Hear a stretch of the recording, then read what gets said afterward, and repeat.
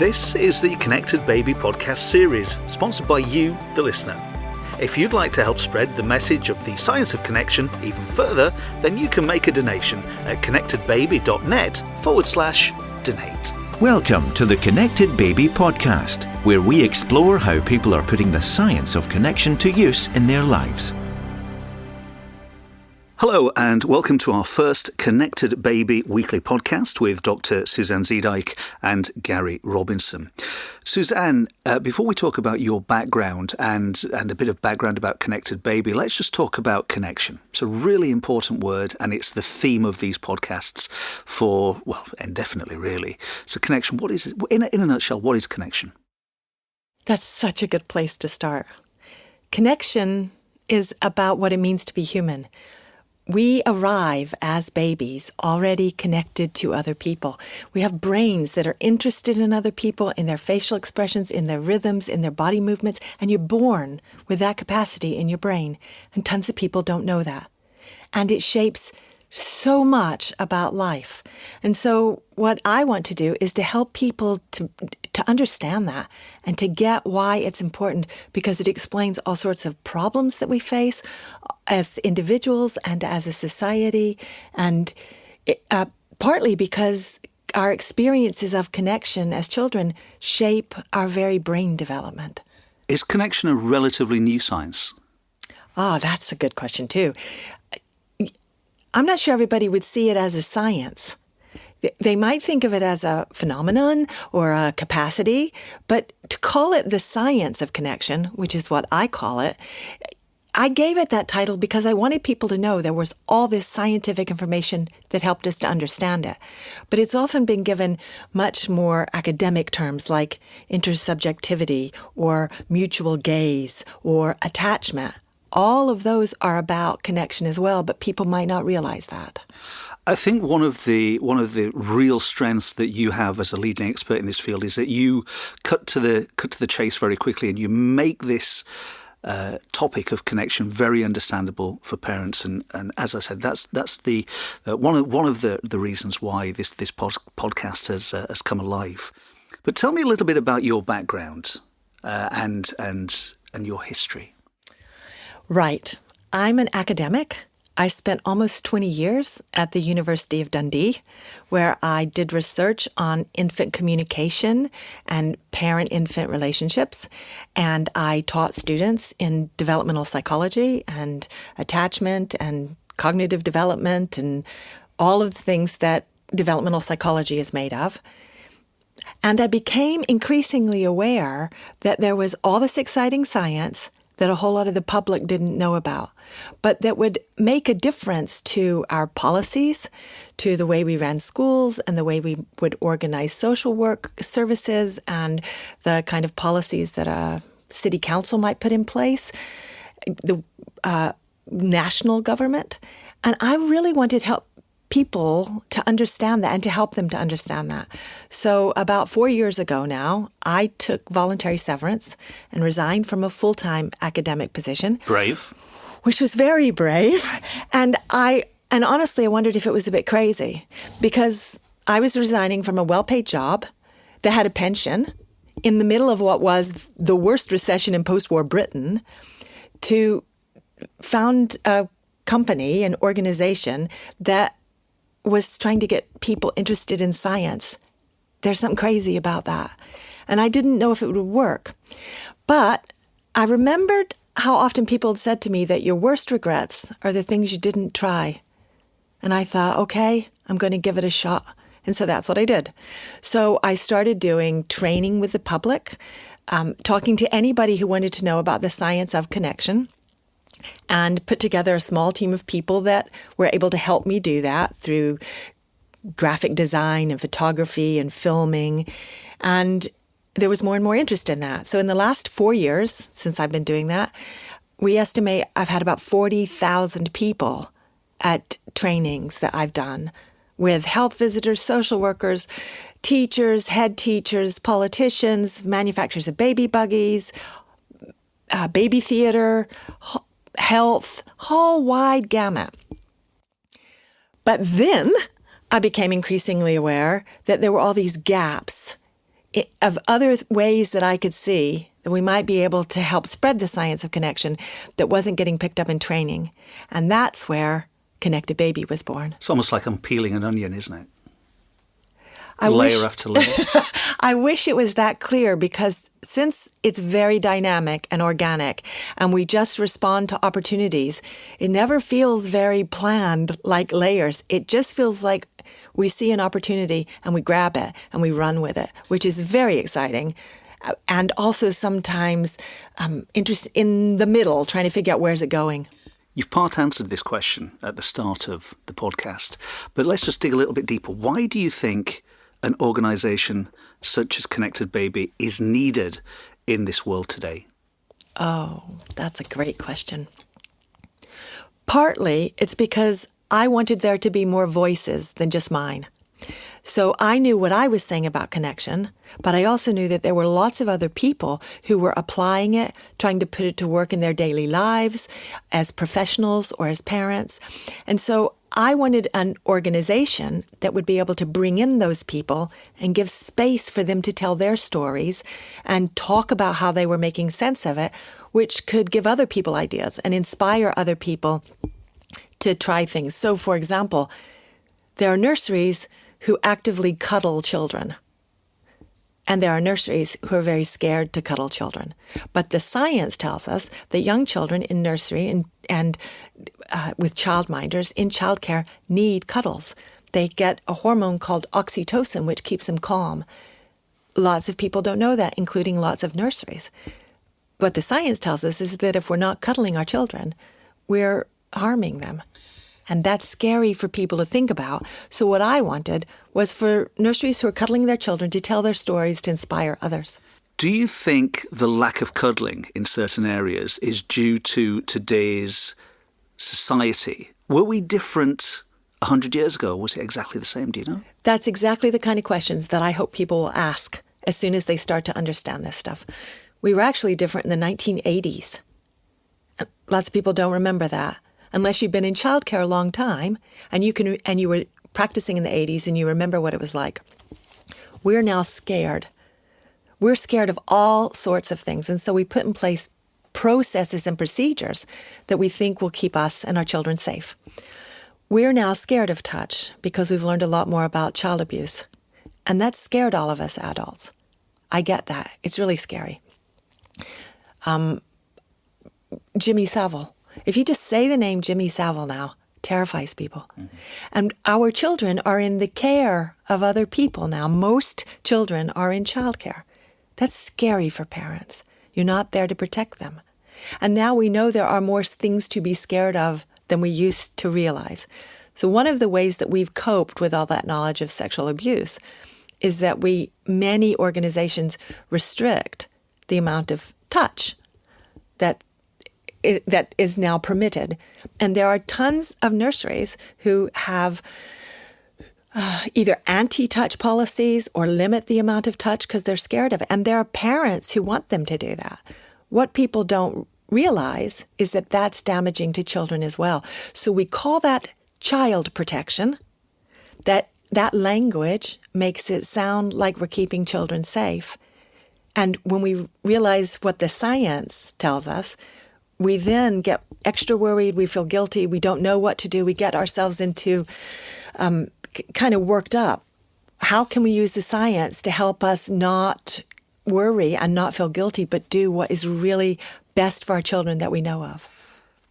It's an interesting point. You talk about Jimmy Savile, and I'm sure that name will come up a few times in the process of our discussions. But do you think living in this 24-hour media world that we're now in, we live in this. I mean, here we are now, doing our podcast. We've got people listening to this all over the world. Is that fueling this process? Do you think? Is it, if the media, the headlines scream paedophile and so on and so forth, is that all contributing to this? Absolutely. As soon as you hear a word, have an idea, think a thought, your body and your brain responds to that almost as if it's real. And so we have all of this information coming in, now telling us about the things we should be scared of. The news is always bad. Like, news seems to have to be bad news in order to count as news. So most of us start our day listening to the morning news. We start our morning in fear. And then we have fear hormones like cortisol running through them. And we think that's the way the world really is. And we hear stories about that. So we think there's more and more to be scared of. But if we go back to sexual abuse, and that's only one example, most sexual abuse of children actually occurs in homes. It doesn't occur with strangers. And trying to put all that together scares us as adults. So part of this becomes being aware of our own fear and trying to think about where that fear comes rather than just do more protection. In our series of podcasts, we will be focusing in on these subjects and on an individual basis because it's absolutely fascinating. It's a fascinating science. Good. As one of the skills, as I've mentioned, that you have is when you talk to an audience, you talk in layman's terms. You make it quite simplistic is the wrong word to use. I'm using that just for the sake of finding a word to use. But you make it very understandable. Connection. Good. Which then brings out a lot of emotion and a lot of stories that people voluntarily tell you. True. And very, very emotional and very heart-wrenching stories from time to time. Without being too specific, what sort of stuff has come out of these meetings, gatherings, talks previously? Is there a theme? Yes. Well, in fact, let me take a step back because you're absolutely right about that. I think that one of the things that has happened is that as the scientists discovered all this information about connection, they gave it very precise scientific terms. And I get that. I'm a scientist at heart. But that technical language doesn't help lay people. And so if we use different language, it makes it more accessible. And in fact, it totally changes our understanding of what we're talking about. I am now fascinated by the impact of language. So here's an example. There's a school in Fife. In fact, it's Patuker East Primary School, run by a really brilliant staff. And their head teacher came to a training I gave. And the key idea she took away was to change the language that's typical in schools of challenging behavior and to stop using that term and instead to substitute the term distressed behavior. Because when children act out, often in ways that are irritating and inconvenient, aggressive, actually they're distressed. Their body has gone into a stress mode and they're trying to protect themselves. When we call it challenging behavior, we often think that they're bad and that they need discipline. The science tells us that they're often distressed.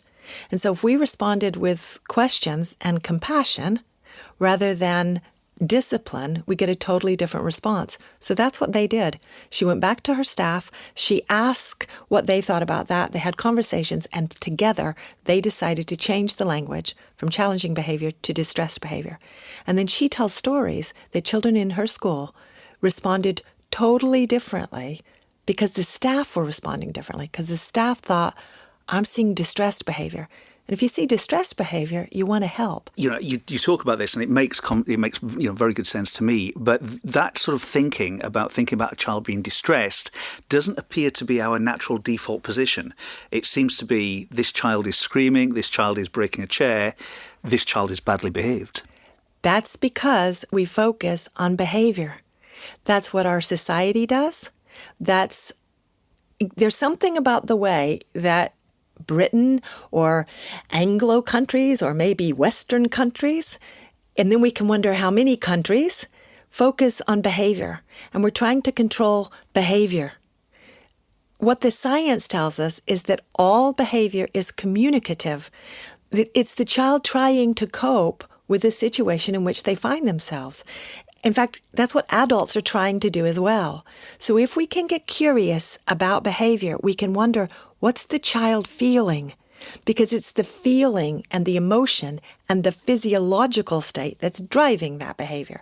And then if we can respond to the feeling, the behavior will change naturally. Part of the trouble is that sometimes that behavior is aggressive or is scary or is frankly dangerous. So I wrote a blog earlier this year about terrorism. So if you remember the terrorist acts in France in January, and I said that best I could tell from the media that all three of those men who had committed that terrible act of death, they'd killed other people, were traumatized children. And that led to a physiological way of coping with emotions that led to violence that we all suffered from. But saying that terrorists were once traumatized children is very unsettling for many people. And there were some people who were really unhappy because it sounds like I'm condoning what they did. I'm not condoning it. I don't think we should be going about killing other people. But if I really want to help fix that, I need to think about the impact of trauma early on. That's what will prevent it, not simply putting people in jail. But aren't we talking more about nurture? I mean, you talk about terrorists, and many people think it's about religious beliefs, not that somebody was traumatized as a child. Yeah. But religious beliefs, all beliefs, shape the way that you interact with other people, shape the way that you think that you should bring up your children, shape the degree to which you can tolerate uncertainty.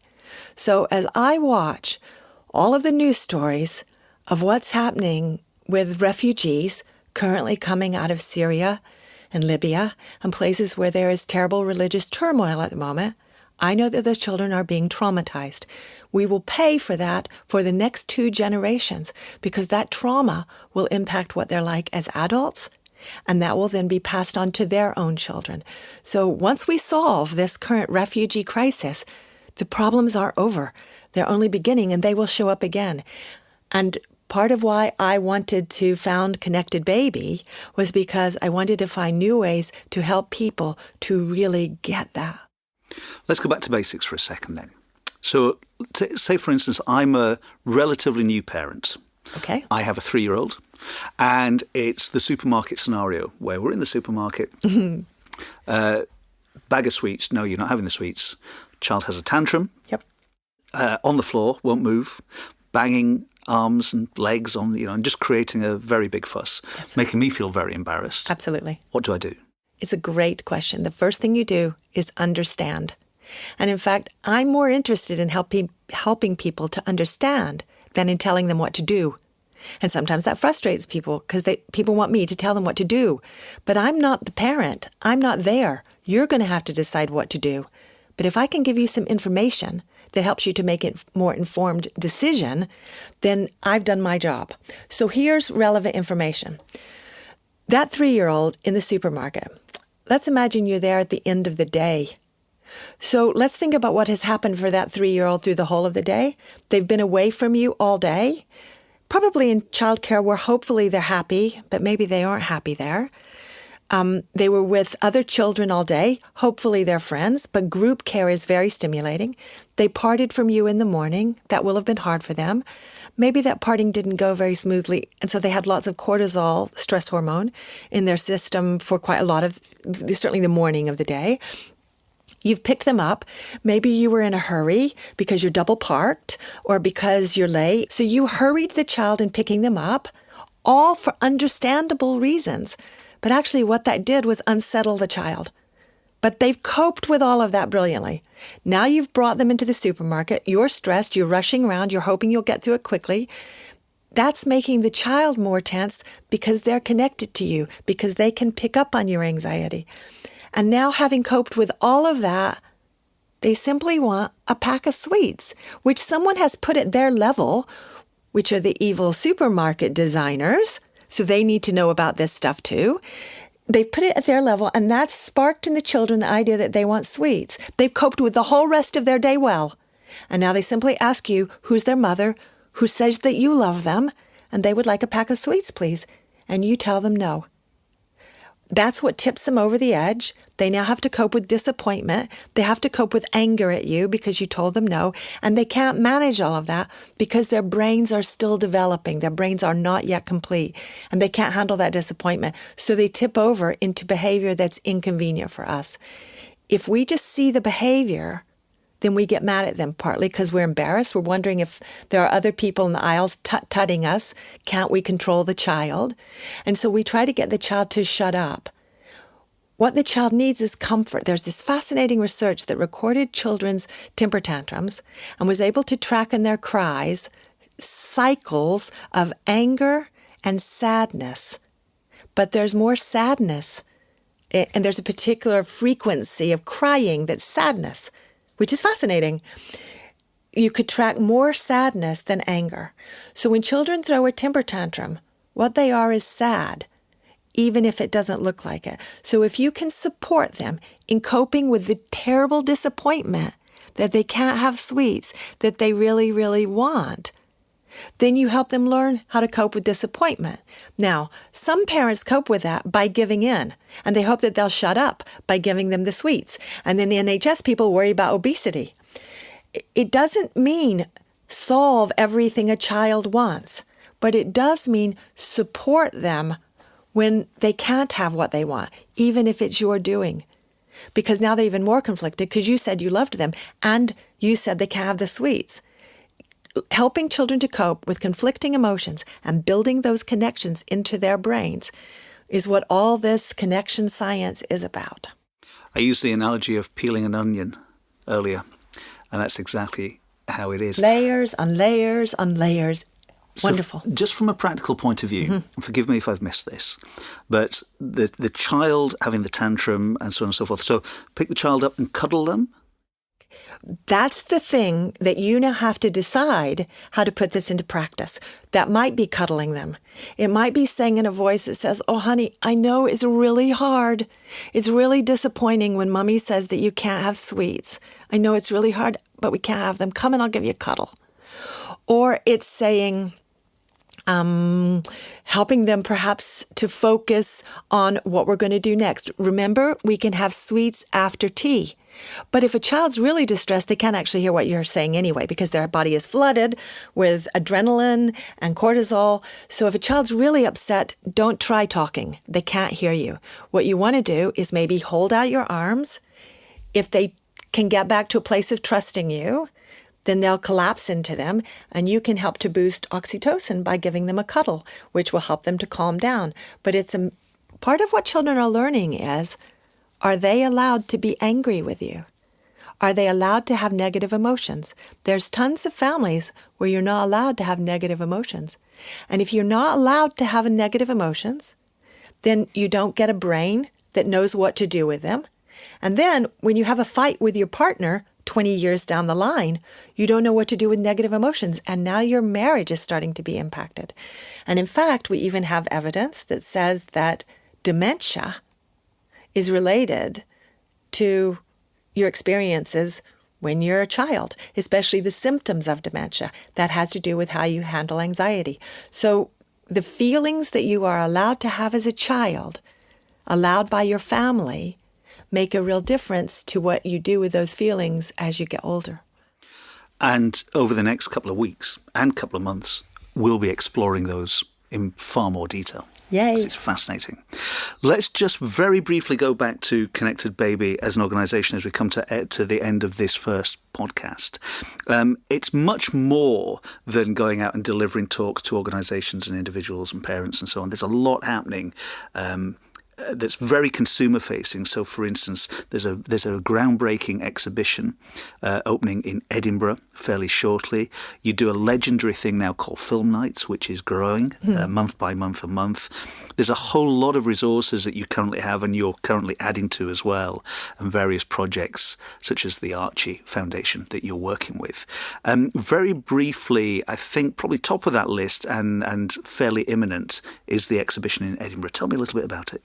Absolutely. One of the things that Connected Baby aims to do is have events as well as create resources, anything that we can creatively do to get an understanding out there. So the exhibition is being held in Edinburgh at the Storytelling Centre, begins on the 18th of September, and we've had hundreds of photos submitted by the public of images of connection. Really simple request. Send us a photo of connection. And what's been really fascinating is to see what people chose to send. All you have to say is photos of connection. People have an idea of what you mean. But some people sent photos with their children. Some sent with their partner. Some sent with their dog. Some sent photos of there's one of a grandfather with a horse. And you might think, what's that got to do with connection? Part of that answer is by the stories people send with them. So once you send us the photo, we then said, tell us why you chose this. How does it speak to you of connection? And we got the most amazing stories. So what looks like an ordinary picture maybe of a mother holding a baby turns out to be the first time a mother of a premature baby got to hold the baby because they'd been in an incubator for 2 weeks after birth. That's a deeply touching human story. And we can bring to that the science. Okay, what will have been the impact on a baby who's been in an incubator for 2 weeks? It will have been shaping their brain already. That's an example of one kind of photo. I loved the dog photos. The dog photos where people are talking about how important their relationships with their dogs are for their children, and then I can talk about the way in which dogs boost oxytocin.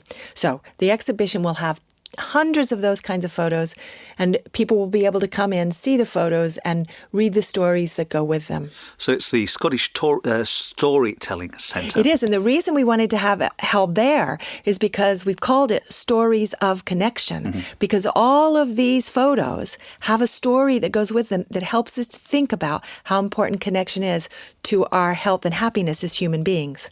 And there's a number of very special talks happening across the period as well. So running from the 18th to the 10th of October, I believe. Absolutely. So we have several lectures by either scientists or indeed by Jen Nissen, who is the head teacher of Paducah East Primary School that I just told you about.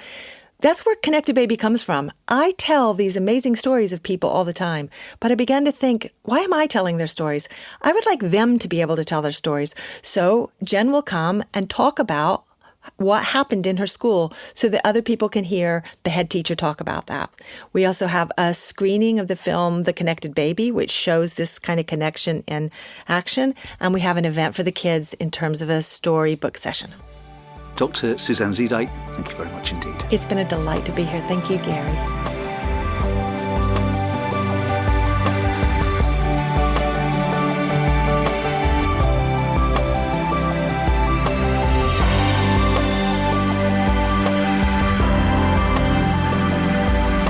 This was a GRC production for Connected Baby.